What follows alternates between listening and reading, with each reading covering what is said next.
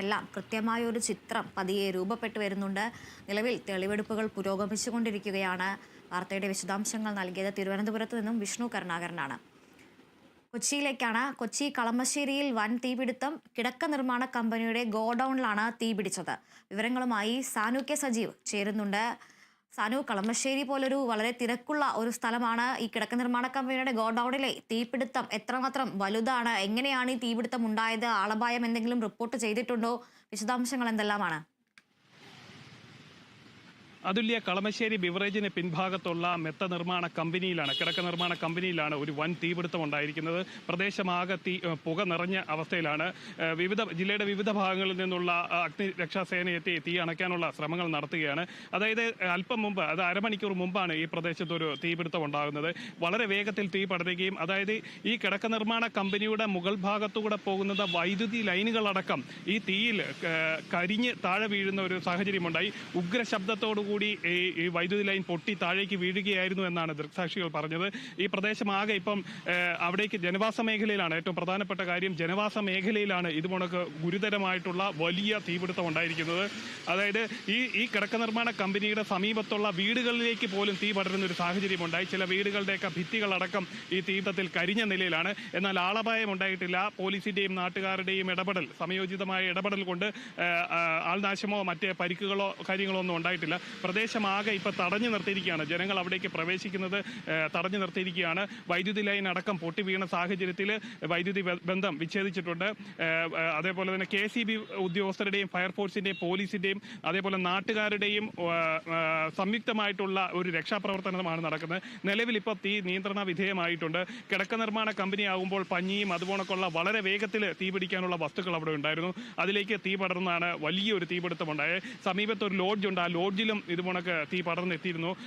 ആ ലോഡ്ജിൽ ഉണ്ടായിരുന്നവരൊക്കെ ആദ്യം തീ അണയ്ക്കാൻ സാധിച്ചതുകൊണ്ട് ലോഡ്ജിലേക്ക് കൂടുതൽ തീ പടർന്ന ഒരു സാഹചര്യം ഉണ്ടായില്ല. എന്നാൽ ഈ കിടക്ക നിർമ്മാണ കമ്പനി പൂർണ്ണമായും അഗ്നിക്ക് ഇരയായിട്ടുണ്ട്. ഇപ്പോഴും ഫയർഫോഴ്സിന്റെ നേതൃത്വത്തിൽ തീ അണയ്ക്കാനുള്ള ശ്രമങ്ങൾ തുടരുകയാണ്. തീ നിലവിൽ നിയന്ത്രണ വിധേയമാണ്. അതുല്യ. ശരി സാനു, കൊച്ചി കളമശ്ശേരിയിൽ കിടക്ക നിർമ്മാണ കമ്പനിയുടെ ഗോഡൌണിലാണ് തീപിടുത്തം ഉണ്ടായത്. ജനവാസ മേഖലയാണ്, തിരക്കേറിയ മേഖലയാണ്. അതുകൊണ്ട് തന്നെ സമീപത്തേക്ക് തീ പടരുന്ന ഒരു സാഹചര്യം ഉണ്ടായിരുന്നു. വേനൽക്കാലമാണ്, ചൂട് കൂടുതലാണ് എന്നതിൻ്റെ ഒരു അപകട സാധ്യതയും നിലനിൽക്കുന്നുണ്ടായിരുന്നു. എന്തായാലും ഫയർഫോഴ്സ് അടക്കമുള്ളവർ സംഭവ സ്ഥലത്തെത്തി തീ നിയന്ത്രണ വിധേയമാക്കുന്നുണ്ട്. വാർത്തയുടെ വിശദാംശങ്ങൾ നൽകിയത് സാനു കെ സജീവാണ്. തിരുവനന്തപുരത്ത് സെക്രട്ടേറിയറ്റിനു മുന്നിൽ ഏതാണ്ട് ഒരു മാസത്തോടടുത്ത് ആശാവർക്കർമാരുടെ സമരം പുരോഗമിച്ചുകൊണ്ടിരിക്കുകയാണ്. ഇപ്പോൾ അവിടെ വനിതാ ദിനത്തോടനുബന്ധിച്ചുള്ള മഹാസംഗമം നടക്കുകയാണ്. തത്സമയ ദൃശ്യങ്ങളിലേക്ക്. അന്താരാഷ്ട്ര വനിതാ ദിനത്തിൽ ആശമാരോടൊപ്പമായിരിക്കുക എന്ന വളരെ മഹത്വപൂർണമായൊരു സമ്മേളനമാണ് ഇവിടെ നടക്കുന്നത്. ആശമാർ അതിജീവന സമരത്തിലാണ്.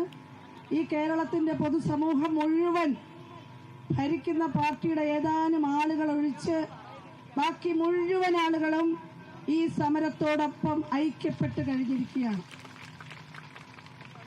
അങ്ങനെ ഐക്യപ്പെട്ടുകൊണ്ട് ഈ സമരത്തോടൊപ്പം ആയിരിക്കുക എന്ന് പറയുന്നത് ഒരു അഭിമാനമായി കാണുന്ന ഒരു സാഹചര്യമാണ് കഴിഞ്ഞ ദിവസങ്ങളിൽ ഞങ്ങൾ കാണുന്നത്.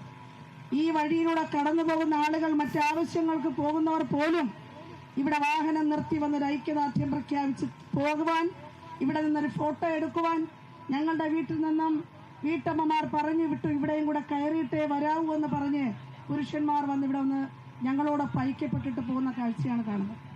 അപ്പൊ ഇതൊരു വെറും ഒരു കൂലിക്കൂടുതലുള്ളൊരു സമരമല്ലാതായി ഈ സമരം പുതിയ മാനങ്ങൾ കൈവരിച്ചിരിക്കുന്നു. പ്രിയമുള്ളവരെ, ഈ ജനങ്ങൾ നൽകിയ പിന്തുണ, മാധ്യമങ്ങൾ നൽകിക്കൊണ്ടിരിക്കുന്ന നിർലോഭമായ പിന്തുണയാണ് ഞങ്ങളുടെ ഈ ഡിമാൻഡിനെ, ഈ അതിജീവനത്തെ ലോകത്തിന്റെ മുന്നിൽ കൊണ്ടെത്തിച്ചത്. ഞാൻ അധികം വിഷയങ്ങളിലേക്ക് കടക്കുന്നില്ല. നമ്മുടെ ഈ സമരം തുടങ്ങി തുടക്കത്തിൽ ധാരാളം തെറ്റിദ്ധാരണകൾ നമ്മുടെ സമരത്തെക്കുറിച്ച് ഇവിടെ പ്രചരിക്കുകയുണ്ടായി. ഓരോ ദിവസവും ഞങ്ങൾ കടന്നുപോയത് വളരെയധികം ടെൻഷൻ നിറഞ്ഞ ദിവസങ്ങൾ ഞങ്ങൾ തുടക്കത്തിലുണ്ടായിരുന്നു. കാരണം കൂലി കൂടുതൽ ചോദിച്ചു എന്നത് മാത്രമാണ് ഞങ്ങൾ ചെയ്ത കാര്യം. പക്ഷേ ആ കൂലി കൂടുതൽ ചോദിച്ചതിന് എതിർപക്ഷത്ത് നിന്ന് ധാരാളം വിശദീകരണങ്ങൾ, അഭിപ്രായ വ്യത്യാസങ്ങളൊക്കെ ഞങ്ങളുടെ സമര സമിതിക്ക് മേൽ ചൊരിഞ്ഞു.